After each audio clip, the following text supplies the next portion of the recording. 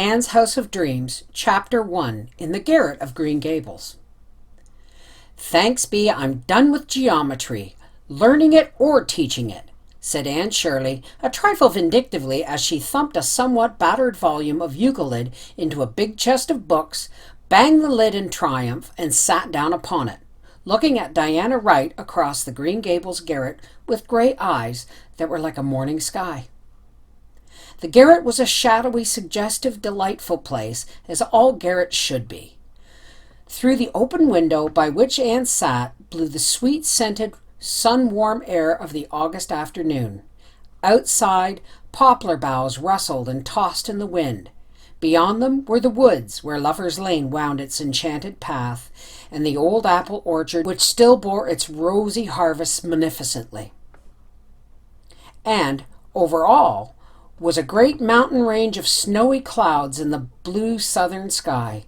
Through the other window was glimpsed a distant white-capped blue sea, the beautiful St. Lawrence Gulf, on which floats like a jewel Abe Gwite, whose softer, sweeter Indian name has long been forsaken for the more prosaic one of Prince Edward Island. Diana Wright, 3 years older than when we last saw her, had grown somewhat matronly in the intervening time. But her eyes were as black and brilliant, and her cheeks as rosy, and her dimples as enchanting as in the long-ago days when she and Anne Shirley had vowed eternal friendship in the garden at Orchard Slope.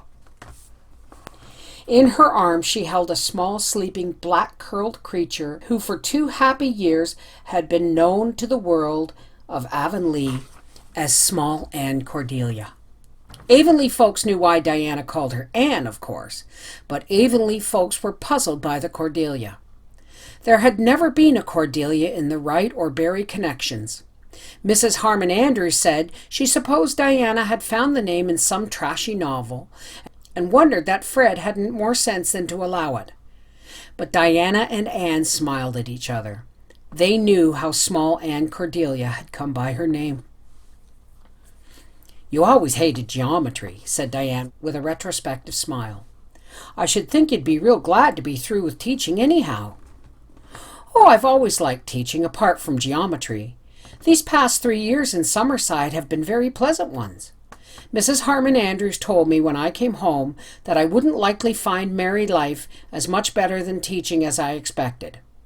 Evidently, Mrs. Harmon is of Hamlet's opinion that it may be better to bear the ills that we have than fly to others that we know not of." Anne's laugh, as blithe and irresistible as of yore, with an added note of sweetness and maturity, rang through the garret. Marilla, in the kitchen below, compounding blue plum preserve, heard it and smiled, then sighed to think how seldom that dear laugh would echo through Green Gables in the years to come.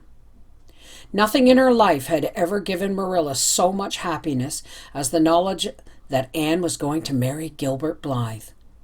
But every joy must bring with it its little shadow of sorrow. During the 3 Summerside years, Anne had been home often for vacations and weekends. But after this, a biannual visit would be as much as could be hoped for. "You needn't let what Mrs. Harmon Andrews says worry you," said Diana with the calm assurance of a 4 years matron. "Married life has its ups and downs, of course. You mustn't expect that everything will always go smoothly. But I can assure you, Anne, that it's a happy life when you're married to the right man." Anne smothered a smile. Diana's airs of vast experience always amused her a little. "I dare say I'll be putting them on too when I've been married 4 years, she thought. "Surely my sense of humor will preserve me from it, though." "Is it settled yet where you're going to live?" asked Diana, cuddling Small Anne Cordelia with the inimitable gesture of motherhood which always sent through Anne's heart, filled with sweet, unuttered dreams and hopes, a thrill that was half pure pleasure and half a strange earth-real pain. "Yes, that's what I wanted to tell you when I phoned you to come down today. By the way, I can't realize that we really have telephones at Avonlea now. It sounds so preposterously up-to-date and modernish for this darling leisurely old place." "We can thank the AVIS for them," said Diana. We should never have gotten the line if they hadn't taken the matter up and carried it through. There was enough cold water thrown to discourage any society, but they stuck to it nevertheless. You did a splendid thing for Avonlea when you founded that society, Anne. What fun we did have at our meetings. Will you ever forget the Blue Hall and Judson Parker's scheme for painting medicine advertisements on his fence? I don't know that I'm wholly grateful to the AVIS in the matter of the telephone, said Anne. Oh, I know it's most convenient, even more so than our old device of signaling to each other by the flashes of candlelight. And as Mrs. Rachel Lynde says, Avonlea must keep up with the procession, that's what. But somehow I feel as if I didn't want Avonlea spoiled by what Mr. Harrison, when he wants to be witty, calls modern inconveniences. I should like to have it kept always just as it was in the dear old years. That's foolish, and sentimental, and impossible. So I shall immediately become wise and practical and possible. The telephone, as Mr. Harrison concedes, is a buster of a good thing, even if you do know that probably half a dozen interested people are listening along the line. That's the worst of it, sighed Diana. It's so annoying to hear the receivers going down whenever you ring anyone up. They say Mrs. Harmon Andrews insisted that their phone should be put in their kitchen just so that she could listen whenever it rang to keep an eye on the dinner at the same time. Today, when you called me, I distinctly heard that queer clock of the pies striking. So no doubt Josie or Gertie was listening. Oh, so that's why you said, "You've got a new clock at Green Gables, haven't you?" I couldn't imagine what you meant. I heard a vicious click as soon as you had spoken. I suppose it was the pie receiver being hung up with profane energy. Well, never mind the pies. As Mrs. Rachel says, pies they always were, and pies they will always be. World without end, amen. I want to talk of pleasanter things. It's all settled as to where my new home shall be. Oh, Anne, where? I do hope it's near here. No, that's the drawback. Gilbert is going to settle at Four Winds Harbor, 60 miles from here.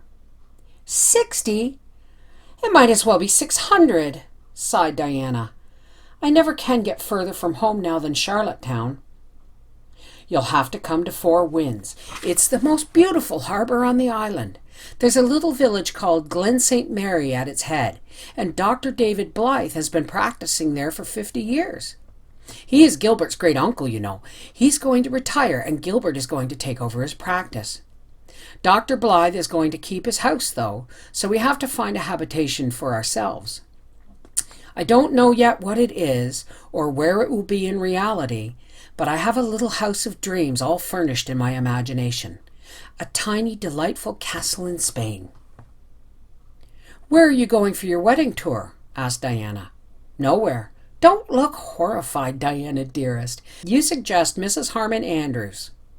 She, no doubt, will remark condescendingly that people who can't afford wedding towers are real sensible not to take them.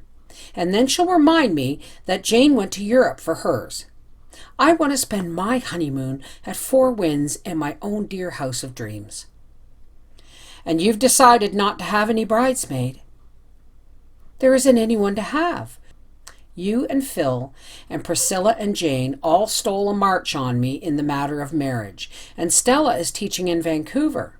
I have no other kindred soul, and I won't have a bridesmaid who isn't. But you're going to wear a veil, aren't you? Asked Diana anxiously. Yes, indeedy. I shouldn't feel like a bride without one. I remember telling Matthew that evening when he brought me to Green Gables that I never expected to be a bride because I was so homely no one would ever want to marry me, unless some foreign missionary did. I had an idea then that foreign missionaries couldn't afford to be finicky in the matter of looks if they wanted a girl to risk her life among the cannibals. You should have seen the foreign missionary Priscilla married. He was as handsome and inscrutable as those daydreams we once planned to marry ourselves.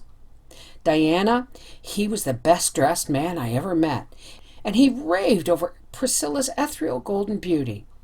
But of course, there are no cannibals in Japan. Your wedding dress is a dream anyhow, sighed Diana rapturously. You'll look like a perfect queen in it. You're so tall and slender. How do you keep so slim, Anne? I'm fatter than ever. I'll soon have no waist at all.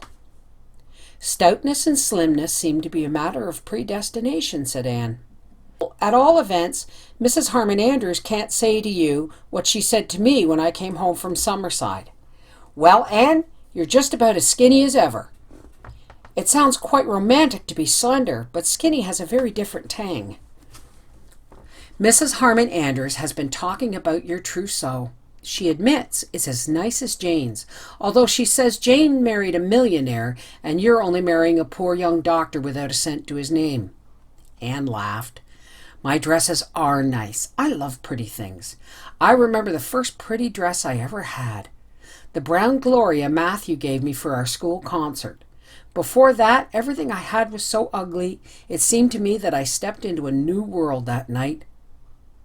That was the night Gilbert recited Bingen on the Rhine and looked at you when he said, There is another, not a sister. And you were so furious because he put your pink tissue rose in his breast pocket. You didn't imagine then that you would ever marry him. Oh, well, that's another instance of predestination, laughed Anne, as they went down the garret stairs.